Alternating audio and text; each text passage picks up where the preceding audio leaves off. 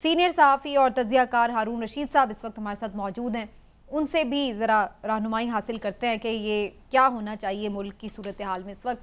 हारून रशीद साहब, बहुत बहुत शुक्रिया सर आपके वक्त का।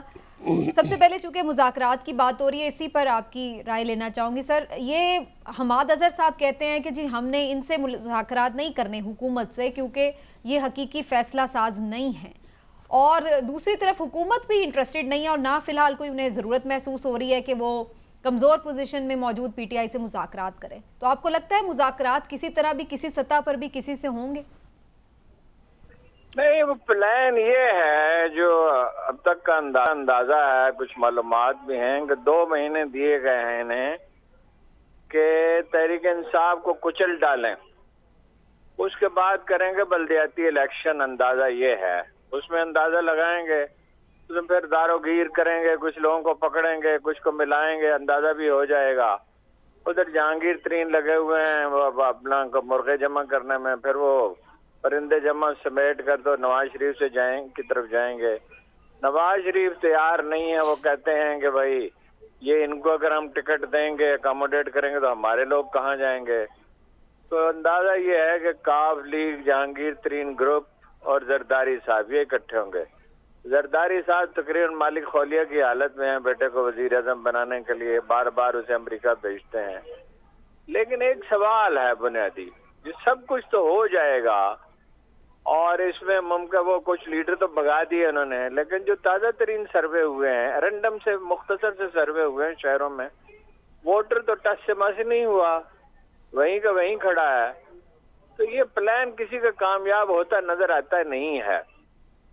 और दूसरी बात यह है कि नवाज शरीफ साहब अगर ये समझते हैं कि मुस्तकिल तौर पे जोश और सरगर्मी के साथ उनका साथ देती रहेगी, तो बात फहम से बालातर है। जो ज्यादा ताकतवर होता है वो इशारा अबरू पे नहीं चलता, और जाहिर है जब अगर नतायज हस्बे दिलखा न निकले तो फिर ये है कि वो फर्क आने लगेगा। फिर ये कि वो इससे भी बड़े अलार्म्ड है नवाज शरीफ साहब कि भाई ये क्या हो रहा है, अपना काफ लीग और जरदारी और अपना जहांगीर तरीन ग्रुप और उनकी मरकज में हुकूमत बनने का इम्कान ही खत्म हो रहा है।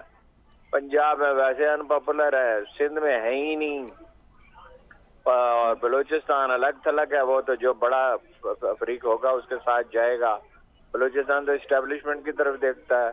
जरदारी साहब कहते हैं कि भाई मैं खरीदारी कर लूंगा बलूचिस्तान में, खरीदारी को कद्दू खरीदने हैं, वो जाएंगे और अपनी जेब में डाल लेंगे, पैसे बहुत हैं उनके पास। अभी बल्दियाती इलेक्शन में भी कराची में यही हिकमत इख्तियार करके, मुझे नहीं लगता ये मंसूबे परवान चढ़ते हुए। हमारा वोटर अपने जज्बात पोशीदा रखता है आमतौर पे, और जब ये तूफान आता है, ये सरजमीन की हजारों बरस की रवायत है, जलजले आते हैं, तूफान आता है, कैद साली होती है, खुश्क साली होती है, गैर मुल्की अफवाह दाखिल होती हैं, कौमों का मिजाज हजारों बरस में बनता है। ठीक। तो वो खामोश हो जाता है, दब हो जाता है और अच्छे वक्त का इंतजार करता है।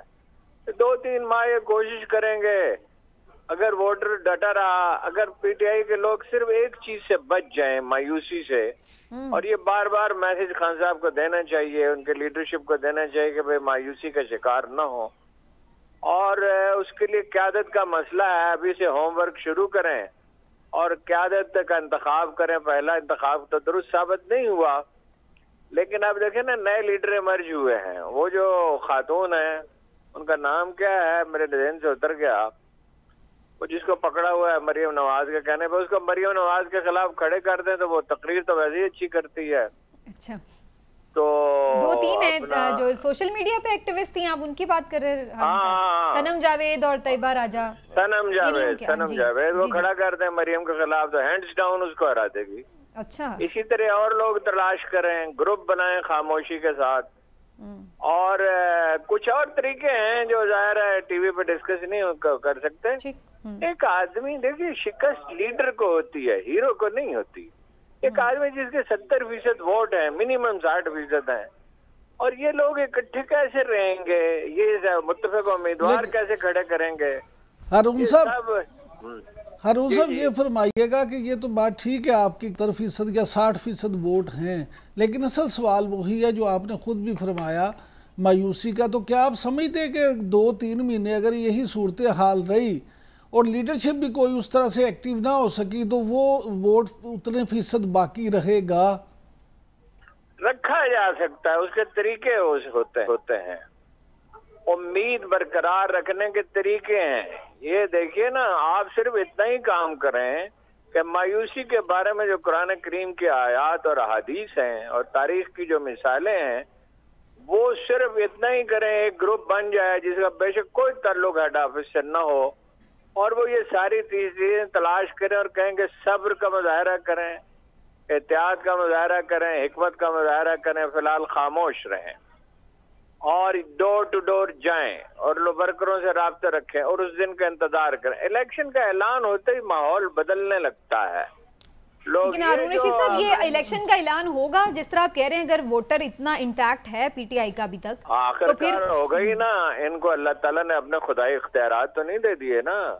जब इकानमी बिल्कुल नहीं चलेगी, IMF ने तो साफ इनकार कर दिया। तो इस सूरत हाल में जब इकानमी बिल्कुल ही बैठने लगेगी तो कुछ सख्त फैसले करने होंगे। मसलन ये दुकानें जल्दी बंद करनी होंगी, FBR की तश्कील नौ करनी होगी और बहुत सी चीजें करनी होगी। टैक्स का दायरा वसी करना होगा, जिम्मेदार टैक्स नहीं देते, अपना ताजर टैक्स, दुकानदार टैक्स नहीं देते। कराची की एक बाजार का टैक्स लाहौर शहर के बराबर है। हुक्म ये नून लीग की हुक्मरानी का समर है। तो सख्त फैसले अगर आपको जिंदा रहना है, और ये याद रखिए कि इंसान की सबसे ताकतवर जबिल्लत सर्वाइवल की इंस्टिंक्ट है, जबिल्लत है। बिल्कुल ठीक। तो अगर आपको जिंदा रहना है तो सख्त फैसले करने होंगे। नवाज शरीफ साहब तो नहीं कर सकते, शहबाज शरीफ साहब तो बिल्कुल ही बताशे की तरह बैठ गए, जरदारी साहब तो नहीं कर सकते। ये तो 90s में 80s में रह रहे हैं, इनका तो पास कोई विजन नहीं है। वो फैसले आखिर करने ही होंगे, इसलिए वो करने के लिए इलेक्शन चाहिए होंगे। हवाले नहीं करता। लेकिन हारून साहब ये फरमाइएगा कि जिस जमात के कारकुन की ट्रेनिंग ही जज्बात की बिना पे हो, जिसका मोड ही एग्रेसिव रहा हो, वो सब्र कैसे करेगी? उसके लिए सब्र करना या ये करना जरा मुश्किल नहीं हो जाएगा? है ना, आप अग्रेसिव होते हैं, हर नौजवान आदमी, नौजवानों की अक्सरियत अग्रेसिव होती है। फिर वो कारोबार करती है जब, या दफ्तरों में नौकरी करती है, या बैरून मुल्क जाती है, या कोई भी धंधा करती है, तो उसे जल्दी उसे सीखना, फिर उसे अगर वो नहीं सीखता तो हादसा पेश आता है। और कुदरत आदमी को सिखाती रहती है। ये हादसा जो हैं ये सिखाने के लिए होते हैं, इंडिविजुअल्स को भी, कौमों को भी, इलाकों को भी। सही, वक्त के साथ ठहराव है। अभी तब्दीली नजर आ रही है तहरीक इंसाफ में, अगर आप गौर करें, उनके खान साहब के तर्ज अमल में भी तब्दीली है। और वो ये अब इस पे बेट कर रहे हैं कि शाह महमूद को आराम से रखा हुआ है कि भाई वो उससे कहें पार्टी टेक ओवर कर ले, बाद में उससे डील कर लेंगे।